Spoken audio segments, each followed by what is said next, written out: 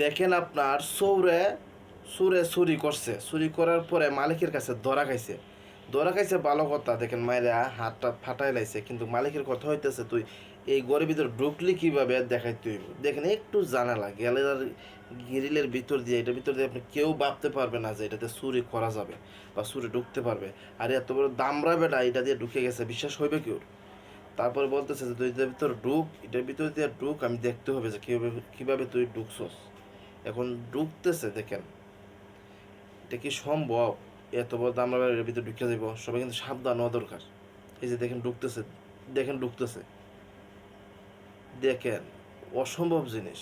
এই যে দেখেন ঢুকি পড়লো, এত বড় বেড়া কি একটা বাচ্চা ঢুকতে পারবে না আপনার মনে হইবে, কিন্তু ওই কিন্তু ঢুকছে। তবে সাবধান হওয়া উচিত, সবাই সাবধান হয়ে যাবেন, সাবধান হয়ে যাবেন। তারপরে দেখেন আবার কিভাবে বের হইছে এটাও দেখাইতে হবে। মালিকটা খুব গাড়তেরা, সেজন্য বলতেছে তুই কিভাবে বাইরে হইছস দেখা।